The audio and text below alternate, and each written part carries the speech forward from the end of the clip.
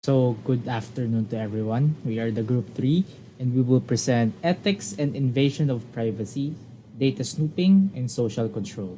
So, first, let's start with what is privacy? So, privacy is the basic human rights that everyone must have.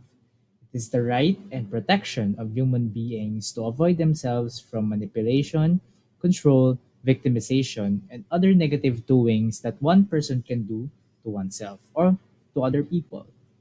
Privacy is also the ability to seclude or exclude themselves from others, including their information, well being, whereabouts, etc. In digital terms, privacy is the ability to keep their information private, not letting others know the information of themselves to other people. So let's proceed with data privacy. So, data privacy is the access, use, collection, and the legal rights of a person or entity to own, collect, and use specific kinds of data. Moreover, data privacy also tackles the following aspects: the freedom of oneself from unauthorized access to private data, inappropriate use of data, accuracy and completeness when collecting data about a person through technology, availability of data content, and the data subject's legal rights and to access and ownership. And lastly, the right to inspect, update, and to correct data. So an example of this is surveys. So when you are getting the information of other people through surveys, you need to consent them about the data privacy in accordance with the data privacy law. So, privacy in information technology in an ethical perspective. So, in ethics, it is automatic or it is known that stealing is wrong, especially in digital information. However, there is no resolution or direct punishment that can be applied to these thieves from stealing this information. So, even though it's wrong, there can be no punishment from ethics. So, this is where law comes in. So, law provides a resolution that ethics cannot do that directly punishes these thieves from engaging in cybercrimes.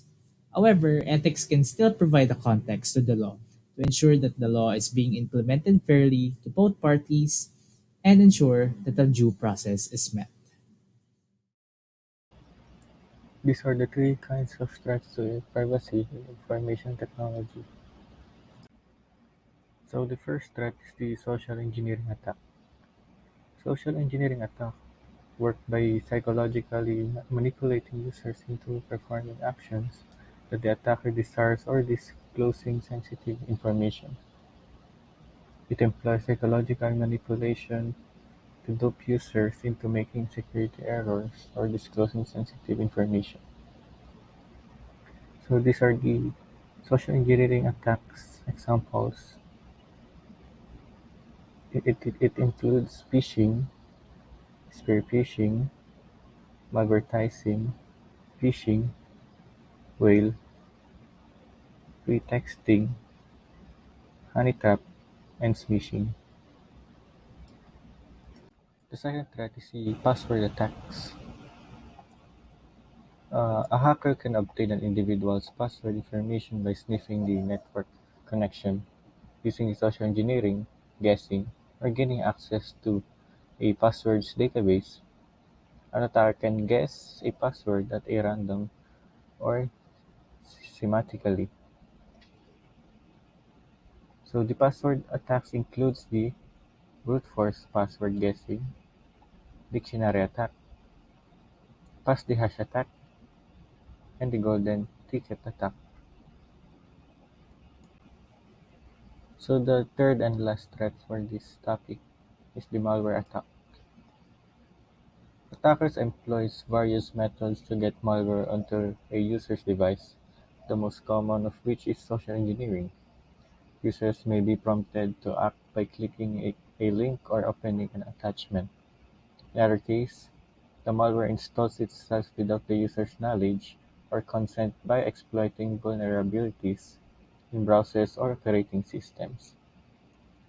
Once installed, malware can monitor users' activities, send confidential data to the attacker, assist the attacker in penetrating other targets within the network, and even cause the user's device to join a botnet used by the attacker for malicious intent.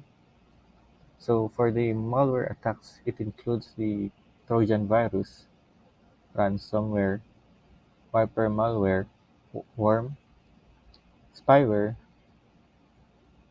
fileless malware, and application or website manipulation. Data snooping and its effects. What is data snooping? Data snooping, aka data dredging, data phishing, p-hacking, is a form of statistical bias manipulating data or analysis to artificially get a statistically significant result. In some scenario, particular dataset is analyzed repeatedly without a priori hypothesis of interest. The practice of data snooping, although common, is problematic because it can result in a significant finding that is nothing more than a chance artifact of the repeated analysis of the data. The biases introduced by data snooping increases the more a dataset is analyzed in the hope of significant finding. The process of data snooping involves automatically testing huge numbers of hypotheses about a single dataset by exhaustively searching for combinations of variables that might show a correlation. Conventional tests of statistical significance are based on the probability that an observation arose by chance and necessarily accept some risk of mistaken test results called significance. When large num when large numbers of tests are performed, some produce false results. Hence, 5% of randomly chosen hypotheses turn out to be significant at the 5% level, 1% turn out to be significant at the 1% significance level, and so on by chance alone. When enough hypotheses are tested, it is virtually certain that some falsely appears statistically significant, since almost every dataset with any degree of randomness is likely to contain some spurious correlations. If they are not cautious, researchers using data snooping techniques can be easily misled by these apparently significant results. Effects of data snooping.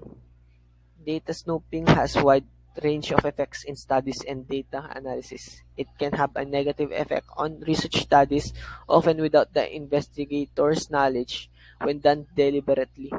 It is an unethical practice that can skew the result of studies and trials. It can also mislead the public or anyone who has a stake in the results. In some cases, these spurious patterns are statistically small, almost unnoticeable in isolation, but because small effects in financial calculations can often lead to very large differences in investment performance, data snooping biases can be surprisingly substantial. What can we do against data snooping? First is avoid using public networks. Use secure authentications within your network. Conduct rogue Wi-Fi access point searches. Keep antivirus software updated. Use strong passwords and change them frequently. Use encryption when transferring and receiving data.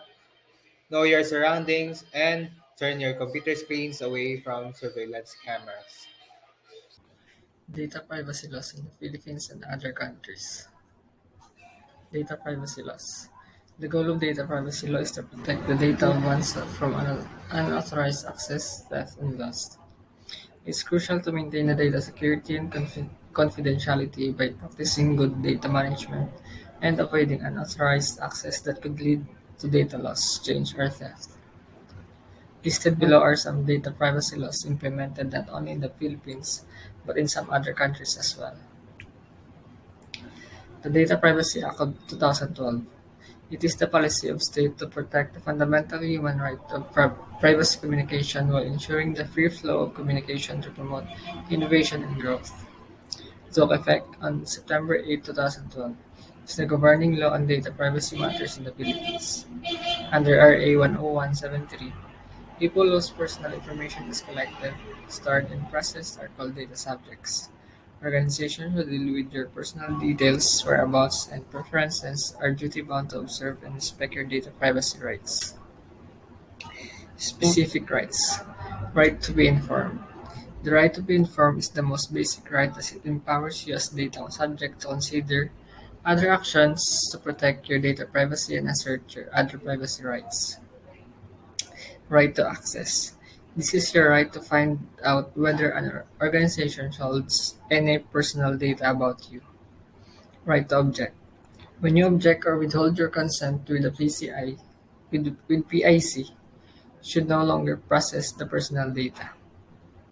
Right to, right to blocking, right to damages. You may claim compensation if you suffer damages due to inaccurate or incomplete unauthorized use of personal data. Right to file a complaint and right to rectify. You have the right to dispute and have corrected any inaccuracies or error in the data. Lastly, right to data portability. Data portability allows you to manage your personal data in your private device and transmit your data from one to another. Digital privacy law in Japan. The Act on the Protection of Personal Information, or APPI, regulates privacy protection issues in Japan and personal information protection. A central agency acts as a supervisory governmental organization on issues of privacy protection. Anyone who receives the personal data of Japanese citizens must be in full compliance with the Act on the Protection of Personal Information or risk legal action. This Japan privacy law is relevant for anyone who does business in the land of the rising sun. Digital privacy law in Iceland. Iceland is the country with the strictest data privacy laws related to privacy laws on the internet. It has incredibly strict privacy laws, and these laws were passed in 2000, one of the oldest data privacy laws. The Act on the Protection of Privacy as regards to processing of personal data is intended to promote handling of personal data in accordance with the basic principles and rules of personal data protection and right to privacy. The Act is also intended to ensure the reliability and quality of such information and its free flow within the single market of the European Economic Area. So, the, the General Data Protection Regulation. The General Data Protection Regulation is the European Union regulation on data protection and privacy in the European Economic Area. The Icelandic Parliament passed Act 2008 on data protection and processing of personal data in July 2018 to implement the GDPR. What is social control and how does it work? Social control is how group members govern their behavior to prevent harmful deviation and maintain accepted principles, beliefs, and values.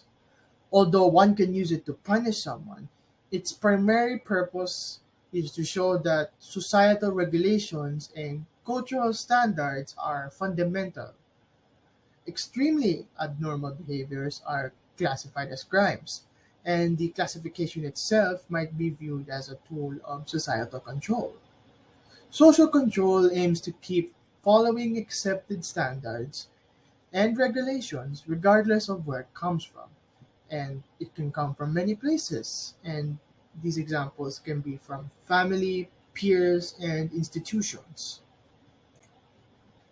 Examples of social control include exposing criminals using public media, such as newspapers, to put them in their place, recognizing achievements for those who have made societal contributions or accomplished milestones, like a particular education level, which can be in forms of such as medals, plaques, and trophies, the conferring of religious authority onto those who have led morally adequate lives as determined by a particular religious organization, which basically means if whether or not the lives of a particular person is in line with the rules and beliefs of a religious organization. Suspending a person whose performance's work has not been productive is another example as well. General examples of social control include shaming, praising, initiating curfews, stigmatization, implementing dress codes, and as well as censorship in different media and entertainment. As for the types of social control, there are two types. The first type being informal social control. This refers to tactics used in interpersonal interactions, such as criticizing or complimenting someone. Even though it has no legal ramifications, informal social control frequently has serious adverse effects on individuals, since it can cause social exclusion and marginalization. And this can be seen in social media sites such as in Twitter and Facebook. And the second type of social control is formal social control. This refers to the laws, norms, and regulations social and political authorities formally implement. Socially acceptable behaviors are promoted via constructive social control methods. This may be with admiration, work advancements, or honor and accolades from the classroom. These can also include some negative rules such as smoking prohibitions, jail terms, and the death penalty. Formal sanctions and tacit tactics like social isolation and humiliation are examples of negative social control.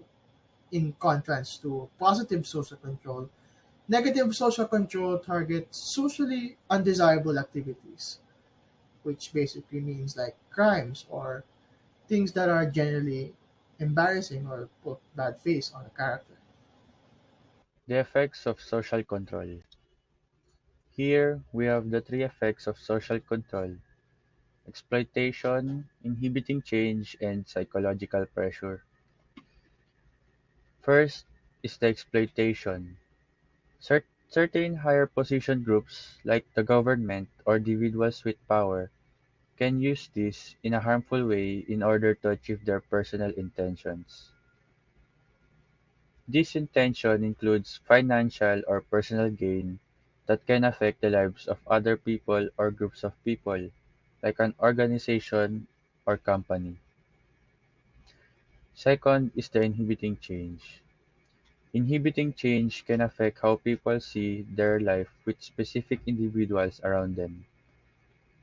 Social change can lead to a person limiting their potential for showing positive changes and social improvements. Third is the psychological pressure. Psychological pressure can lead to individuals being emotionally pressured. It is because they lack the spotlight and cannot really spread their opinions outside of their facility because they are being limited.